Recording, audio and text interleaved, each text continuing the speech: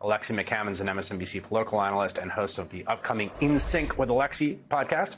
Faz Shakir serves as senior advisor to Senator Bernie Sanders and is executive director of the nonprofit More Perfect Union.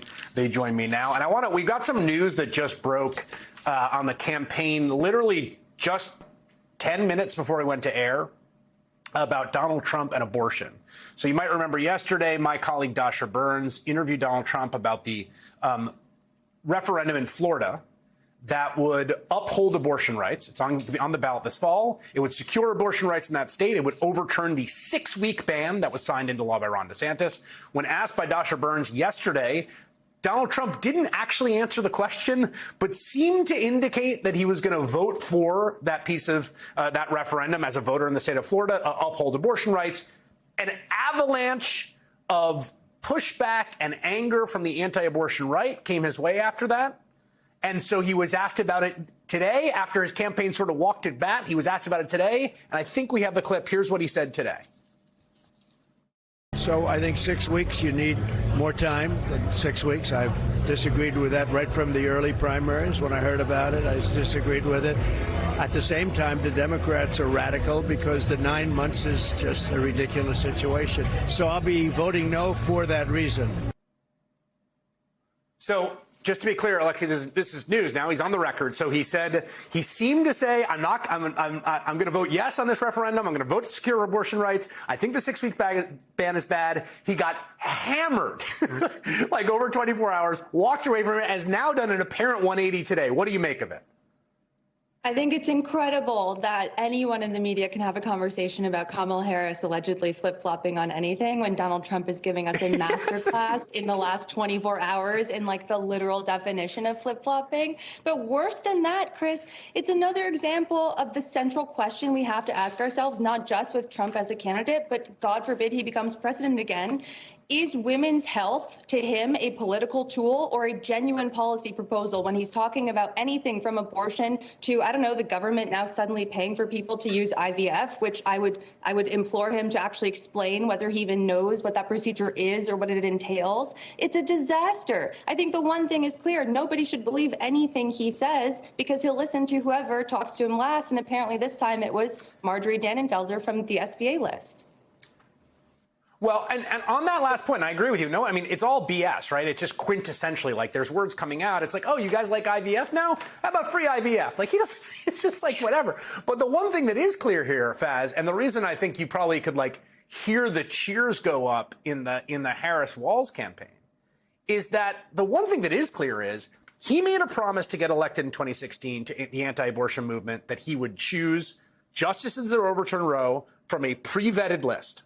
He then, unlike almost every promise he's ever made in his life, miraculously kept that promise. They overturned Roe, and the last 24 hours shows that there's one group the guy won't double cross, that he won't screw over, that he will just bow before, and that is the anti-abortion forces in the Republican Party. That, and Chris, I mean, pulling us back out, you get this, but let's be clear. Why are we talking about IVF? Why are we talking about the Florida abortion measure? Why? Donald Trump, the arsonist, created a fire. Right. We're going to trust the arsonist to put it out. Right. Well, who cares what his position on IVF is? We created this problem. His Supreme Court justices put us in this position. You're not going to ask the arsonist to come in and say, hey, you know, we got this major fire here, wondering what you would make of burning this part down and burning that down. We got to move on from him, and we're having sometimes too much of a rational debate about, whoa, he came out with this interesting position on IVF. Yeah, he's trying to win an election, and he's lying to people, and he's trying to deceive you. Here on abortion, he's trying to move on Florida in every which way, can't figure out where he's supposed to be. Trying to win an election, I got it. But for those of us who care about women's rights, reproductive rights, just be clear who started this fire that we are all still living in. Yeah, it's a great point.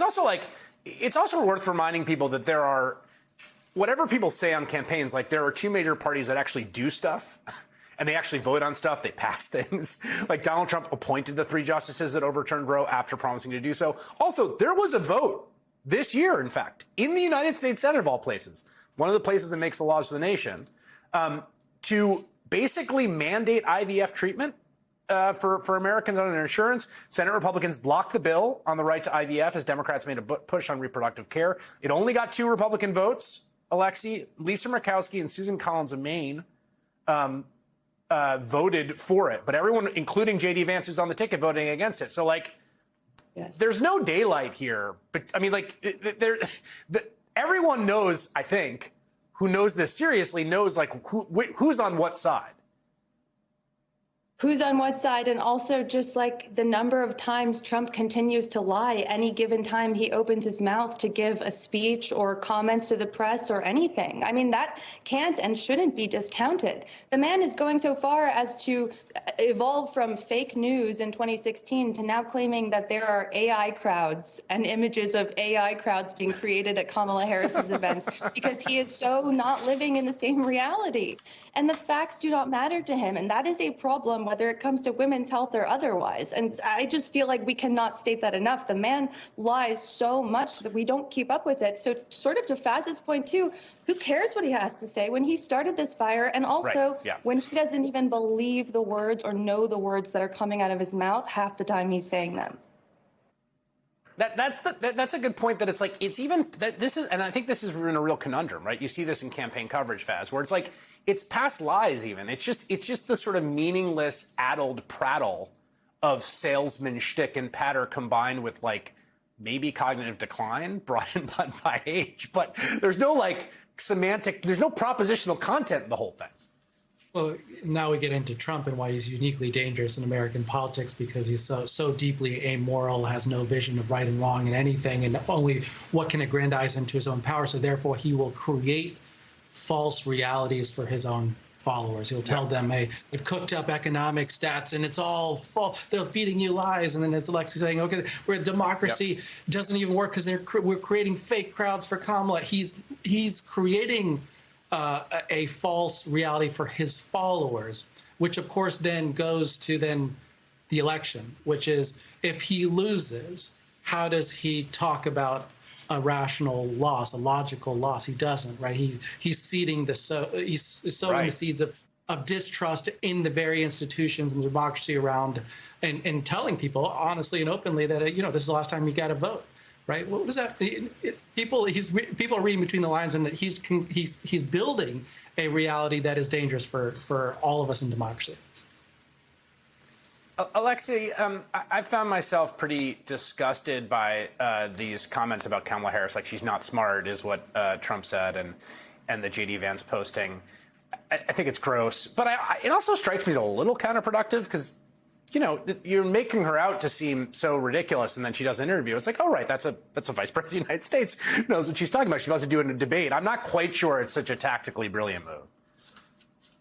Well, and it's in such contrast to the interview that Harrison Walls gave last night. They had so many opportunities to take potshots at Trump and J.D. Vance the entire time to remind people, oh, we're being asked about positions we've evolved on over time because of intellectual curiosity. Meanwhile, these folks are doing X, Y, and Z, and yet they don't. They try to keep it above the fray. I mean, I think it's disgusting to see the sexism, the racism that is already coming from that side, but I think it'll just remind not just Americans, but women who are crucial voters in swing states, oh, these guys have no idea what they're doing on abortion rights. They have no idea what they're doing with reproductive rights in general. And now they have no idea how to even give respect to the sitting vice president of the United States. They have a complete lack of respect for many traditional American institutions or leaders or organizations like the Army, like you were just talking about at the start. It is completely in contrast, not to just traditional Republican Party values, but also to, I would say, the core of America and the American dream at the end of the day. Well, and there's also the same way they're trying this sort of lame Jedi mind trick on abortion rights. Like, I'm going to be the party that protects abortion rights. Like, what? They tried the same thing on the sort of pro-worker or pro-labor label, Faz. Like J.D. Vance getting booed as he tells the firefighters yesterday we're the most pro-workers. It's a similar kind of like audacious gambit. Right. And, we know about the working class shifts in politics right now. And sadly, there are too many people in the, blue collar working class, people making under $100,000, people without a high school degree who've left the Democratic Party that, quite frankly, we need back. And to the extent that Donald Trump is going to win this election, it's going to be people like that who are going to make an economic decision at the end of the day. And I'm hopeful and confident that right now, if the election were held today, we're going to win those people. But the way in which Donald Trump has won, too many of them, is not by policies, by expressing an anger and an emotional valence that strikes a chord with people who have felt factories closed down for decades, feel like the wages have not gone up, feel like they're getting screwed by corporations who are jacking up prices on them. And there's an anger, and Trump hits the emotional chord for some of them.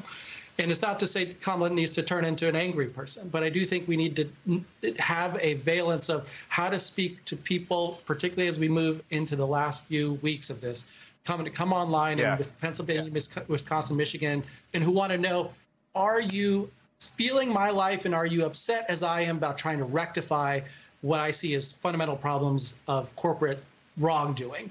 And I think, we are on the right track, but I hope we hit that emotional chord as well as we hit the policy chord.